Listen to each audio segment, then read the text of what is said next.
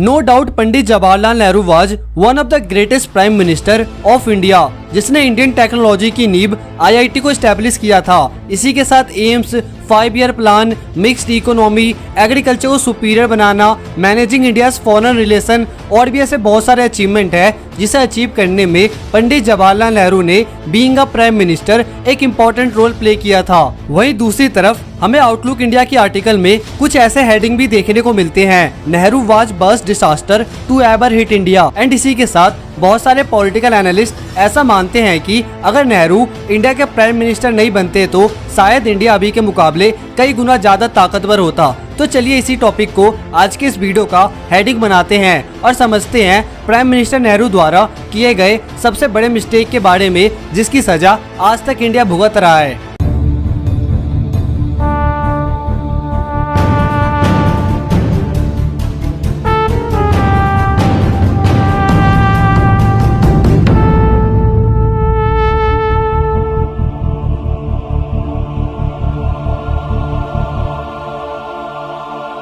Number 1, Kashmir issue.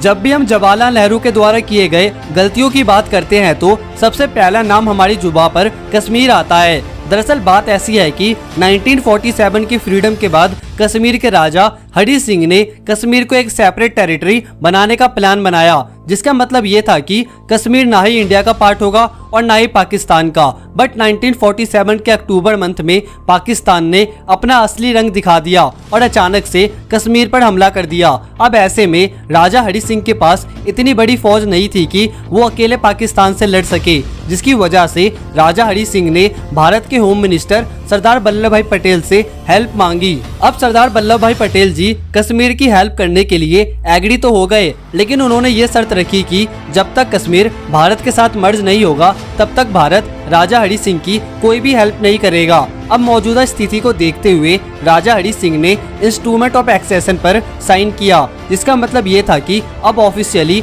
Jammu and Kashmir Bharat का हिस्सा बन गया है। जिसके बाद सरदार वल्लभ भाई पटेल जी ने भारत से एक फौज को जम्मू कश्मीर में भेजा। एंड ये वो टाइम था जब हमें आज़ादी के बाद सबसे पहली बार इंडो पाक वॉर देखने को मिला। सक्सेसफुली इंडियन आर्मी ने पाकिस्तानी सेना को हरा दिया, लेकिन इस टाइम पीरियड में पाकिस्तान ने जम्मू कश्मीर के वेस्टर्न एरिया के कुछ पार्ट पर कब्जा कर लिया था, जिसे हम आज के टाइम में पीओके कहते हैं। इसी बीच ब्रिटेन के द्वारा नियुक्त किए गए वायसराय लॉर्ड माउंटबेटन ने प्राइम मिनिस्टर जवाहरलाल नेहरू को कहा कि इंडिया को कश्मीर के मुद्दे को यूनाइटेड नेशन में प्रेजेंट करना चाहिए, लेकिन सरदार वल्लभ भाई पटेल ने कहा कि ये इंडिया का इंटरनल मैटर है, हम इसे खुद से सॉल्व कर लेंगे, इसे यूनाइटेड नेशन में डालने की कोई जरूरत नहीं है। लेकिन prime minister Jawaharlal Nehru Lord Mountbatten की बातों से इन्फ्लुएंस होके कश्मीर इशू को यूनाइटेड नेशन में डाल देते हैं और यूनाइटेड नेशन ने कश्मीर के मुद्दे को इस तरह से सॉल्व किया कि वो आज तक सॉल्व भी नहीं हुआ। अगर उस टाइम में प्राइम मिनिस्टर जवाहरलाल नेहरू ने सरदार वल्लभ भाई पटेल की बातों को मान लेते तो आज ये कश्मीर का मुद्दा इंडिया के लिए इतना बड़ा इशू नहीं बनता। Number 2, Nehru's mistake in 1962। Jawaharlal Nehru ने बीइंग अ प्राइम मिनिस्टर एक बड़ी गलती ये कर दी थी कि उन्होंने चाइना पर कुछ ज्यादा ही भरोसा कर लिया था, और मेरा ऐसा मानना है कि चाइना पर भरोसा करना नेहरू की बहुत बड़ी गलती थी। स्टार्टिंग से ही चाइना एक धोखेबाज कंट्री है, लेकिन पता नहीं नेहरू को ये चीजें कैसे नहीं दिखी। अब इसी बीच में 1954 में इंडिया ने चाइना के साथ पंचशील समझौता पर साइन कर लिया, जिसमें ये 5 चीज मेंशन था, जिसका मतलब ये था कि इंडिया चाइना एक दूसरे की रिस्पेक्ट करेंगे, दोनों के म्यूचुअल एग्रीमेंट होंगे, यूनिटी के साथ रहेंगे और दोनों एक दूसरे के इंटरनल मामलों में इंटरफेयर नहीं करेंगे एंड एक्सेट्रा। इंडिया तो इन सभी प्रिंसिपल को अच्छे से फॉलो करता था, लेकिन शायद से चाइना नहीं। इसीलिए पंडित जवाहरलाल नेहरू हिंदी चीनी भाई भाई करते रह गए और 1962 में चाइना ने अचानक से इंडिया पर हमला कर दिया और ना चाहते हुए भी इंडिया को चाइना से लड़ना पड़ा। 1962 में इंडियन आर्मी वॉर के लिए बिल्कुल भी तैयार नहीं थी, जिसकी वजह से 1962 के वॉर में इंडिया को चाइना से बुरी तरह से हारना पड़ा और बहुत सारे भारतीय सेना के जवान भी इस युद्ध में शहीद हो गए। दूसरी तरफ पश्चिमी मीडिया ने इंडिया के हारने का अच्छे से मजाक उड़ाया और as a war conclusion China ने इंडिया के 38,000 स्क्वायर किलोमीटर के अक्साई चीन वाले एरिया पर कब्जा कर लिया। अगर नेहरू चाइना पर इतना ज्यादा भरोसा नहीं करते तो आज कहानी कुछ और होती। Number 3, giving veto power to China. 1945 में यूनाइटेड नेशन को इस्टेब्लिश किया गया था और उस टाइम में यूनाइटेड नेशन में 4 इसके मेजर मेंबर थे, America, Russia, France and Britain. ये चारों सेकेंड वर्ल्ड वॉर में जीते हुए अलाइड फोर्सेस थे। इसी बीच 1945 में अमेरिका एंड रसिया के बीच में कोल्ड वॉर का एरा स्टार्ट हुआ और ये वो टाइम था जब इंडिया दुनिया के सामने एक उभरती हुई ताकत सिद्ध हो रही थी। एंड जब कोल्ड वॉर अपने पीक पर था उसी टाइम यूनाइटेड नेशन ने इंडिया को यूनाइटेड नेशन का परमानेंट मेंबर बनने का ऑफर दिया, जिसका मतलब ये था कि इंडिया के पास भी यूनाइटेड नेशन में वीटो पावर आ जाती। लेकिन नेहरू ने इसे एक्सेप्ट करने की जगह ये कहा कि चाइना हमारा बड़ा भाई है और ये वीटो पावर चाइना ज्यादा डिजर्व करता है इंडिया के मुकाबले, और बिना किसी सॉलिड रीजन के नेहरू ने इंडिया को मिली हुई वीटो पावर चाइना को दे दिया।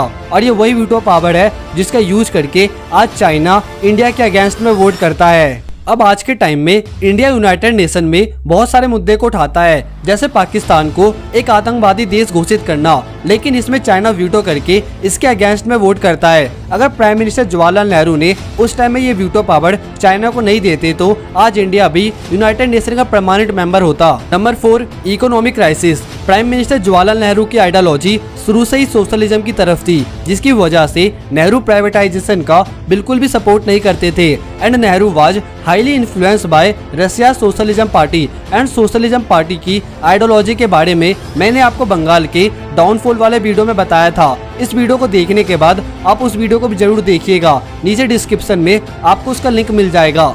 नेहरू की सोशलिस्ट आइडियोलॉजी की वजह से हमें 1960s में इंडिया में बहुत बड़ा इकोनॉमिक क्राइसिस देखने को मिलता है, क्योंकि नेहरू चाहते थे कि इंडिया का सारा पैसा पब्लिक सेक्टर में हो, जिसकी वजह से प्राइवेट सेक्टर में नेहरू ने हैवी टैक्स लगा रखा था, जिसकी वजह से एंटरप्रेन्योर से लेकर बिजनेस हर किसी को इंडिया में इस्टेब्लिश होने में प्रॉब्लम हो रही थी। एंड आप देख सकते हैं कि आज के टाइम में वही देश सक्सेसफुल है जिसने सोशलिज्म के साथ प्राइवेटाइजेशन को भी बढ़ावा दिया है। सो नेहरू की सोशल आइडियोलॉजी बहुत बड़ी प्रॉब्लम थी।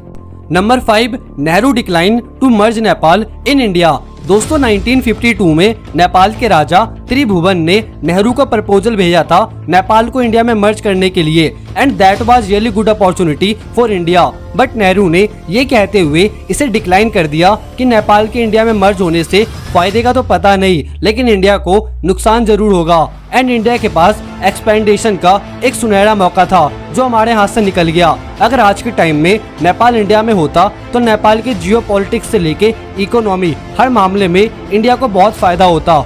सो ये सब नेहरू के द्वारा किए गए कुछ ऐसे ब्लंडर थे जिसका इम्पैक्ट हमें आज के इंडिया में देखने को मिलता है। पर्सनली मुझे किसी भी पॉलिटिकल पार्टी से कोई इशू नहीं है, बस मुद्दा है भारत का। बाकी आपको क्या लगता है, नेहरू वाज राइट और wrong in this case? Let me know in comment section. अगर वीडियो पसंद आई तो शेयर जरूर करना ताकि और लोगों को भी इसके बारे में पता चल सके। एंड मुझे सपोर्ट करने के लिए चैनल को सब्सक्राइब जरूर करना। मिलते हैं कुछ टाइम बाद एक और इंटरेस्टिंग वीडियो के साथ। जब तक के लिए बाय एंड टेक केयर।